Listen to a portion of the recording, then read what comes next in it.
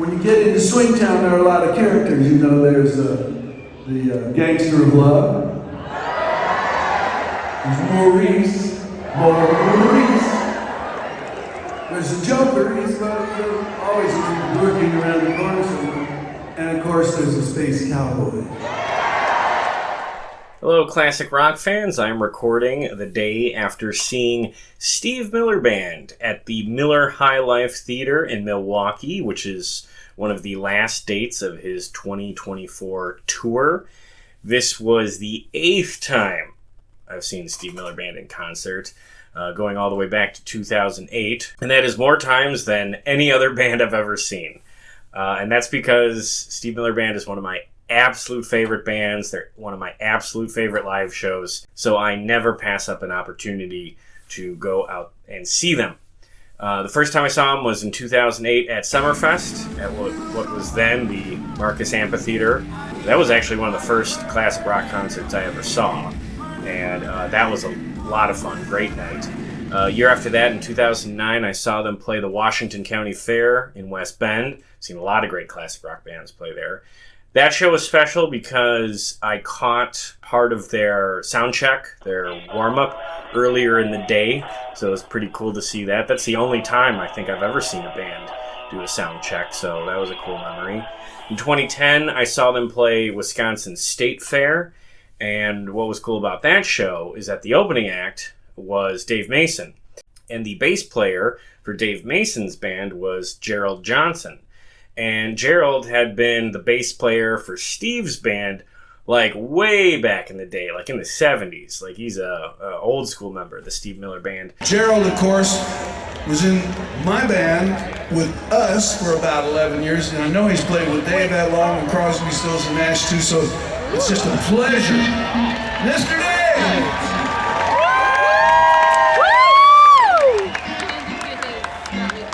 So, at some point during the show, Dave and Gerald came out to jam with Steve on a song, and that was really cool, because that was like a reunion with an old school member of Steve Miller Band.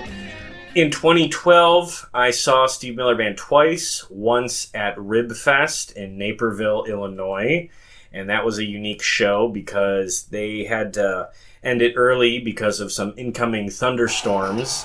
And I have a very vivid memory of having to evacuate the park because there was some weather that was coming in, and they had to basically pull Steve off the stage. He did not want to stop playing. He was irritated that they were cutting his set short. So that was a fun memory. Unbelievable. We have to evacuate the park because the storm is coming in right now.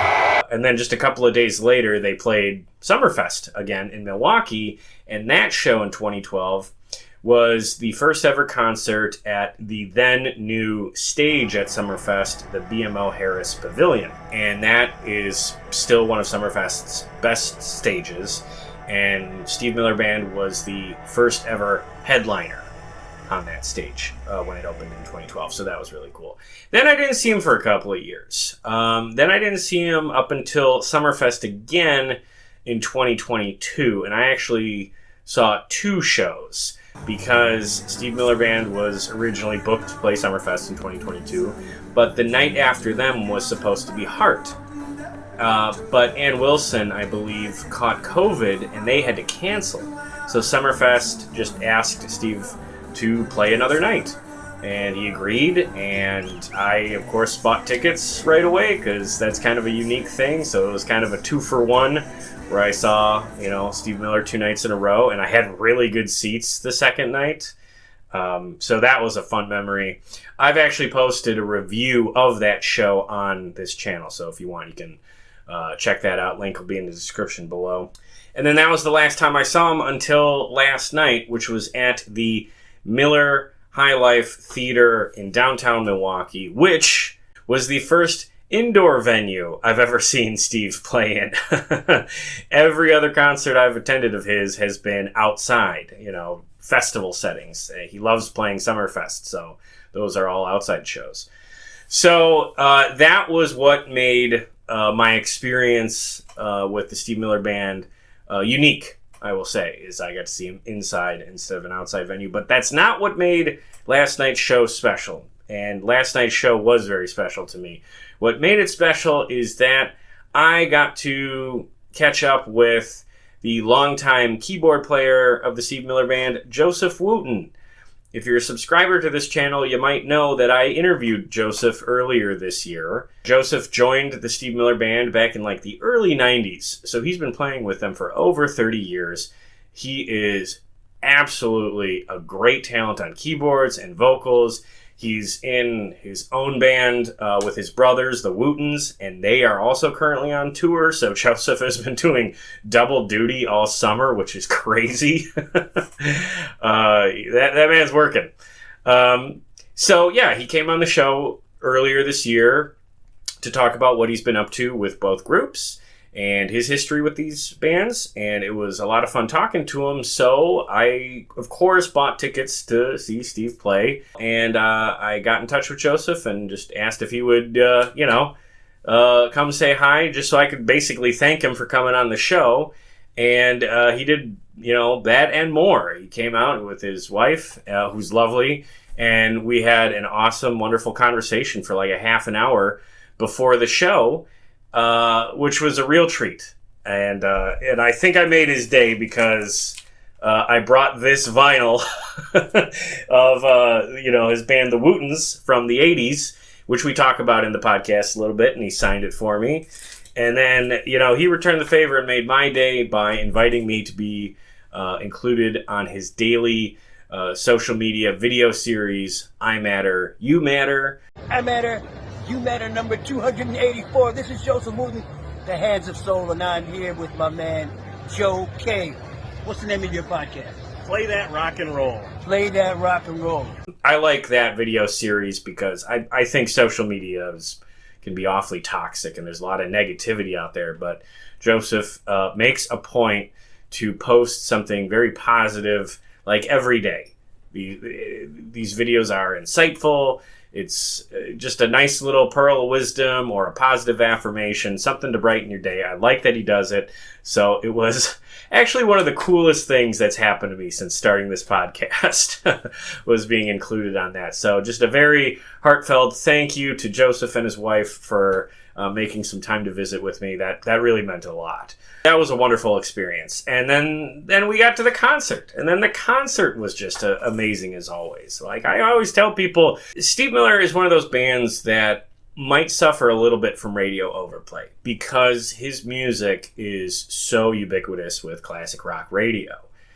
You can't have a classic rock station with at least 6 or 7 Steve Miller Band songs, and they in regular rotation. So sometimes you have to remember to listen to these songs with fresh ears and to not take them for granted. And seeing them performed live is a great way to do that. Because Steve is not just a great songwriter, he's a great player. He's singing and playing lead guitar, and he does a lot of great guitar work all through the show. So it's a real treat to see him. Now, the set list for this show was not particularly different from Steve Miller shows I've seen in the past.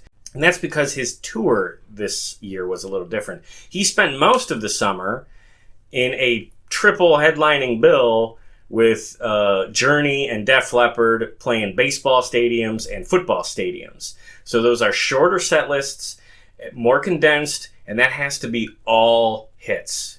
So that's what he spent most of the summer doing. So this show at the High Life Theater was not part of that tour because Milwaukee always gets skipped by those big stadium tours. What he was doing at the High Life Theater was basically a slightly extended version of that show with a couple of other hits that he would have had to cut during the stadium shows. So it was, again, kind of all of the good stuff. All his best known songs were in this set list. Not too many deep cuts. Which is fine, which is what people want to see. The crowd reacted really well to almost every song he played. People were enthusiastic. People were standing for long parts of the show. That's pretty rare for classic rock. So I won't go too deep into the set list because I've talked about that in a past video, but I will talk about a couple of highlights through the show. He opened with Swing Town, which set the tone for the night. Everybody got really engaged right away. That's a great show opener. People love that one, reacted really well to it. And then fairly early in the set, he played my favorite song of his, Space Cowboy. And in between Space Cowboy and Serenade, he talked a little bit about, of all things, the Webb telescope, which, if you didn't know, the Webb telescope is like this space telescope that is, it can see farther and with better resolution than even the Hubble telescope. It's kind of this modern marvel.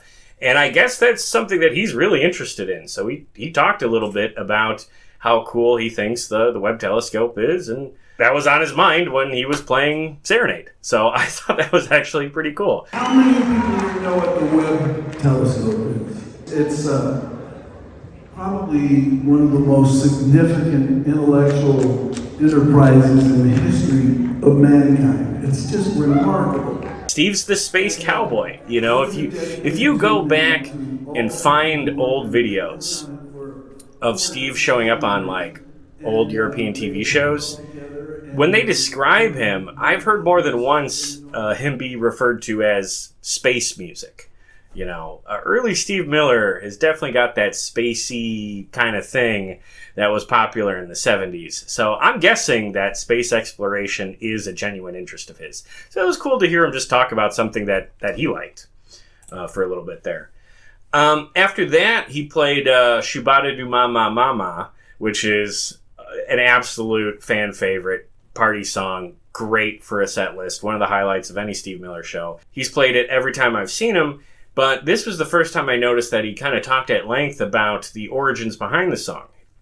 He said that the song was inspired by him moving out to San Francisco to be a part of that music scene and being confronted with all this, like, hippie music that really wasn't his background. His background is blues music. So when he came out to San Francisco, which was a very popular music scene at the time, his style was, well received, but he was, being introduced to all this like hippie music. If you saw my interview with Scott Shea about his book, The Mamas and the Papas are a great example of, again, this kind of hippie music that Steve was being introduced to.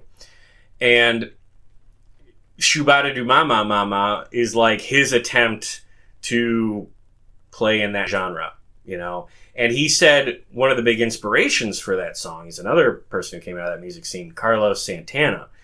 And then he talked at length about how much he admires Carlos and what a big Santana fan he is. And, they've become friends. And, he wanted to dedicate the song to Santana. And he said something like, so Santana, wherever you are, probably Las Vegas in one of those showrooms, this one's for you.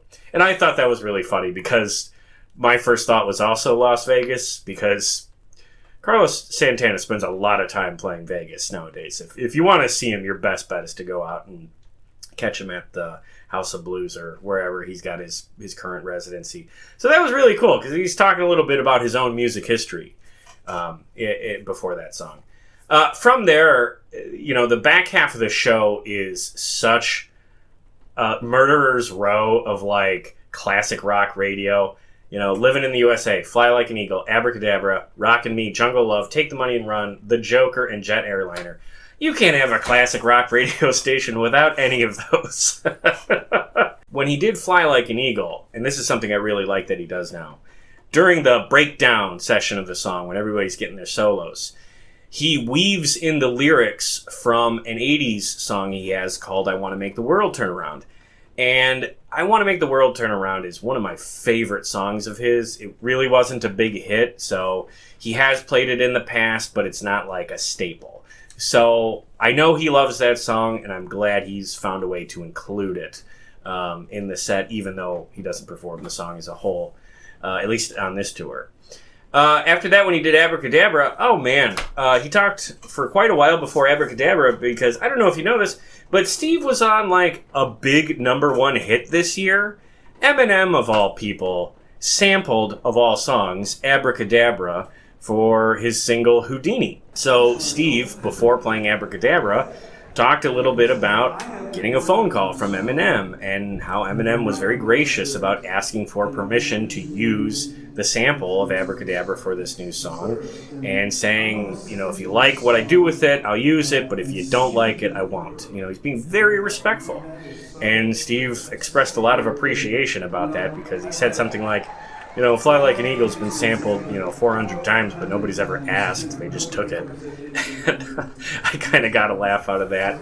But Steve appreciated how gracious Eminem was, and he responded by being as gracious and saying, Marshall, not only do I love it, but I'm going to send you all of our individual music tracks for the song. I'm going to send you all of the individual pieces so you can mix it exactly how you want it.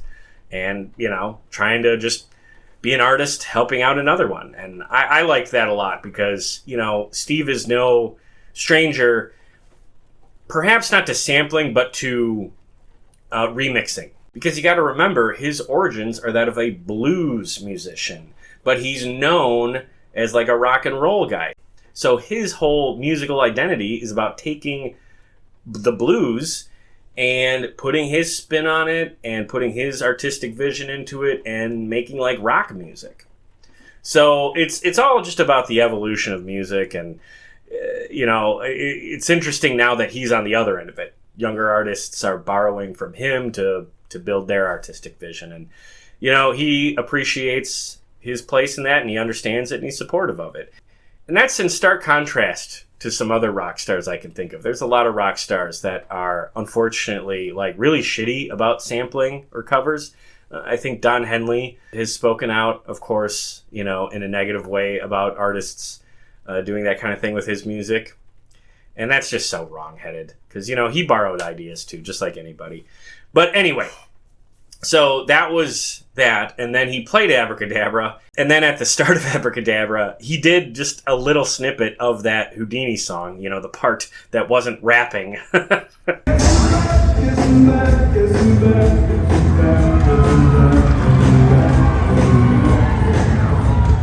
Lord knows, I don't think anyone wants to see Steve try to rap, but it was pretty cool that he did a little homage to the song because, yeah, it was a big deal for him to kind of be back on the charts. Okay, and then the only other songs I'll mention here are Take the Money and Run, and then the closer, Jet Airliner. Take the Money and Run was only interesting to me because a fight almost broke out, right in front of me. I was front row balcony, so there's a walkway in between our seats and then the balcony, where if you go over the railing, you fall and die. Well, anyway, so in this walkway, if people stop walking, they're blocking your view. And a couple of drunks came through, decided they didn't want to go back to their seats, maybe because they were causing problems there, but instead, they wanted to stand in the walkway and watch from the balcony in front of our seats and, dance and sing along and that kind of shit. And it was so sloppy. One woman, dropped her glasses, so you have all these, older folks with their phones, barely getting their phones on, trying to get the flashlights going to look for her glasses. It was not a good look, we'll just say. But once they all started dancing, they're blocking, a whole bunch of people's views. And it went from, 0 to 100 with just anger around me real quick. And I've been to enough concerts where I just keep my mouth shut no matter what's going on. If something's really bad, I'll go somewhere else. Stuff gets tense and it doesn't necessarily need to be, but at the same time, these people were being really obnoxious. So I understand why the people around me were hollering at them. And they weren't responding. And there was one guy yelling so loud that I genuinely thought he was going to come down fight them. And that would have been a fucking mess. But thankfully, someone waved over security, and security reluctantly came over to these dancing idiots and told them, hey, you're blocking a view. You got to, find somewhere else to stand. And they did find somewhere else to stand because there's plenty of places to stand. But, there's people at every show don't know how to be, These are people in their 60s, and they don't know how to act in public, which is just embarrassing, but whatever. They moved over to a place where they weren't bothering anybody, and they got to be drunk and dancing and, had their fun over there. And then that's fine. If they had just done that in the first place, literally no one would have had any problems. And then all the people who were enraged around me calmed back down. And we enjoyed the rest of the show. So yeah, I missed the first 2.5 minutes of Take the Money and Run because that shit was going on. All right, and then the last thing I'll say about the show was before he played Jet Airliner, as Steve does during almost every show I've seen him play, he talked at length about his godfather, Les Paul, and how much Les meant to him as even a kid. You know, basically Les was his inspiration to be a musician, and he shared some wonderful memories about, you know, being born here in Milwaukee and how his parents were friends with Les Paul and Mary Ford, and, you know, his earliest memories of being around them at a very young age and, you know, learning how to play guitar. And, you know, Les Paul is a Wisconsin legend, so I love that he brings that up every time we see him. So that was nice. And then he played Jet Airliner, which is just a kick-ass way to end the show, and that was it. It was just a lot of fun. It's one of those things where, you know, I want to say if he comes to your town, I really hope you don't skip him because he's still playing at a really great level despite being 81. Yeah, you might not realize that. Dude is 81. He just turned 81. But you wouldn't guess it by looking at him because he's still very mobile. His voice is still very strong. And when he's playing those guitar solos, I mean, like, he is jamming. And that's all him. He plays lead, and it is great to watch. So don't take him for granted. You know, it's not fair for us to assume that he's going to, you know, play forever. And when he plays next summer, absolutely go. You won't regret it. Oh, and real quick, I definitely got to give a shout out to the rest of the band because he's got some great players around him. It's not just Joseph. You know, Joseph is a great keyboard player. He's a great vocalist. It was so good to see him. It was fun to watch him play because he has a couple of keyboard solos that are really good. In Dance, Dance, Dance, and Take the Money and Run, and in Fly Like an Eagle. These were all highlights of the show.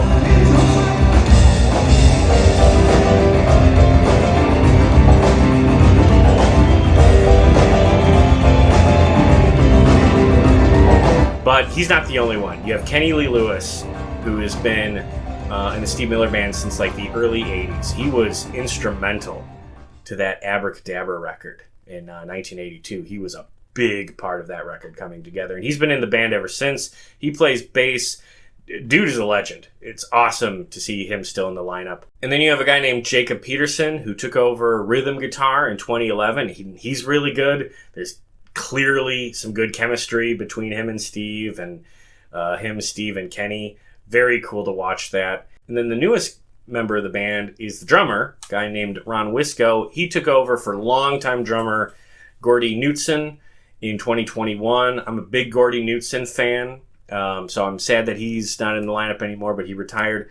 And I will say, to Ron's credit, dude didn't miss a beat. Those are big shoes to fill, and he played really well. So, like, this is a very strong band, and most of these guys have been playing together for, 10 plus years.